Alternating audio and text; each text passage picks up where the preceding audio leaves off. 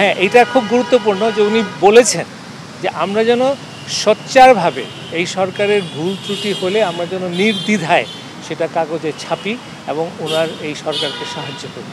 এবং উনি সত্যিকার অর্থে আমি ব্যক্তিগতভাবে উপলব্ধি করছি উনি একটা মিডিয়া সত্যি সত্যি উনি বিশ্বাস করেন, ভাইব্রেন্ট মিডিয়া চান। হ্যাঁ, ভাইব্রেন্ট মিডিয়া চান। উনি আমাদের সত্যিকার অর্থে স্বাধীনতায় উনি বিশ্বাস করেন এবং মিডিয়া বান্ধব যদি সরকার প্রধান আমরা কখনো পেয়ে থাকি তাহলে আমরা এখন পেয়েছি এবং আমরা এর জন্য অত্যন্ত আনন্দিত যে ইউএইতে আমরা আমাদের বাংলাদেশি ভাইরা যারা ওই সময় এই আন্দোলনে শরিক হয়েছিলেন এবং ওখান থেকে তারা দাবি তুলেছিলেন যে আমাদের দেশের পরিবর্তন এবং তারা এই বৈষম্য বিরোধী ছাত্রদের আন্দোলনে একাত্মতা ঘোষণা করেছেন, তাদেরকে আপনারা জানেন যে ওইখানকার সরকার তাদেরকে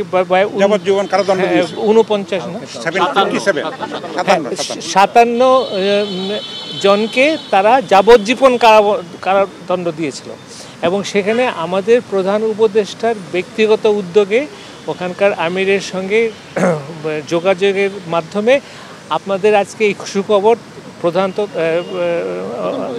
উপদেষ্টা আমাদেরকে বললেন যে তাদের সবাইকে মাফ করে দেওয়া হয়েছে। এটা অত্যন্ত আনন্দের খবর এবং এটা মানে এবং আমি মনে করি এটা ইউনুস ভাইয়ের মতন আমাদের একজন নেতা না হলে এইভাবে আন্তর্জাতিকভাবে মানে এই জিনিসটা আসতো না। সো আমরা খুবই খুশি। আর আজকের আলোচনার ব্যাপারে আমরা সম্পাদকরা যারা একসঙ্গে হয়েছিলাম আমরা প্রথমে আমরা এই প্রধান উপদেষ্টা এবং বিশেষ করে প্রফেসর ইউনুস এবং তার সরকারের যে কর্মকাণ্ড আমরা এটাকে সম্পূর্ণভাবে আমাদের একাত্মতা ঘোষণা করেছি। আমরা চাই যে একটা নতুন দিগন্ত বাংলাদেশে উন্মোচিত হোক।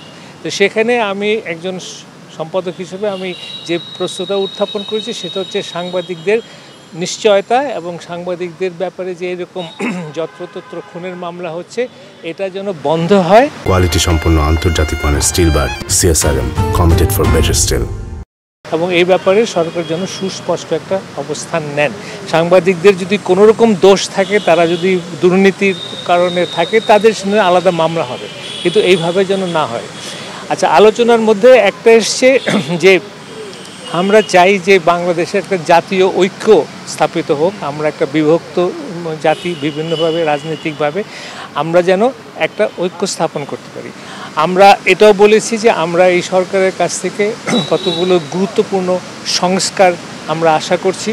সেই সংস্কারের মধ্যে সংবিধান পরিবর্তন, তারপরে আমরা বলেছি লোকাল গভর্নমেন্টকে স্ট্রেংথেন করা, তারপরে আমরা বিভিন্ন যে স্বায়ত্তশাসিত সংস্থাগুলো আছে, anti corruption commission, human rights commission, election commission, এগুলো রিফর্ম করে এবং সত্যিকার অর্থে একটা গণমুখী সংস্থা এবং নির্বাচন কমিশন বিশেষ করে তারা যেন ভবিষ্যতের সমস্ত নির্বাচন সত্যিকার অর্থে জাতির এবং ভোটারদের চিন্তার প্রতিফলন ঘটান, এরকম একটা সংস্থা চাই।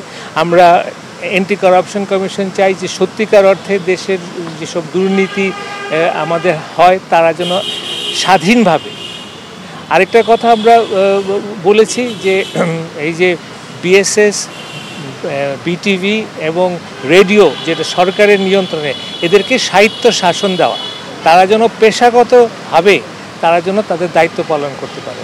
আমরা তারপরে আমরা এটা কিন্তু সবাই বলেছি, এটা না কোনো ঐক্যমতের কথা না, আমরা ওখানে যেটা তুলেছি সেটাই বলছি। মিডিয়া নিষ্পেষণের কালাকানুন রদ করার কথা। হ্যাঁ, মিডিয়া নিষ্পেষণের যতগুলো কালাকানুন আছে সেগুলোর যেমন digital security act, cyber security act, এই ধরনের আইন যেন অ্যাটলিস্ট এই মুহূর্তে ঘোষণা হয় যে এগুলোতে সাংবাদিকের নিপীড়নের যেসব অধ্যায়গুলো আছে এগুলো কার্যত হবে না এবং এটার রিফর্মটা ওনারা সময় নিয়ে এটা করবেন।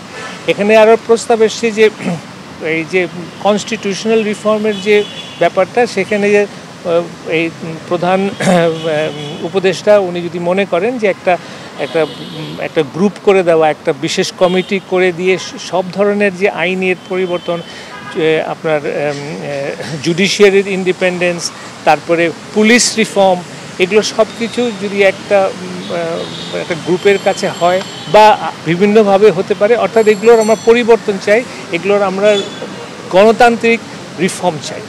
এবং উনি আমাদেরকে বলেছেন যে উনি সম্পূর্ণরূপে স্বাধীন সাংবাদিকতা বিশ্বাস করেন এবং আমাদের কাছে ওনার বিশেষ আবেদন হচ্ছে যে আমরা যেন আমাদের লেখনীর মাধ্যমে জাতীয় ঐক্যমত্য জাতীয় ঐক্যমত্য প্রতিষ্ঠা করা, তারপরে বিভিন্ন যে সাজেশন আমাদের থাকে, উনি এটা খুব সাগ্রহে গ্রহণ করেছেন এবং আমাদের কাছে আহ্বান করেছেন যে এই সরকার পরিচালনার সব ক্ষেত্রে হ্যাঁ এটা খুব গুরুত্বপূর্ণ যে উনি বলেছেন যে আমরা যেন সোচ্চারভাবে এই সরকারের ভুল ত্রুটি হলে আমরা যেন নির্দ্বিধায় সেটা কাগজে ছাপি এবং ওনার এই সরকারকে সাহায্য করি।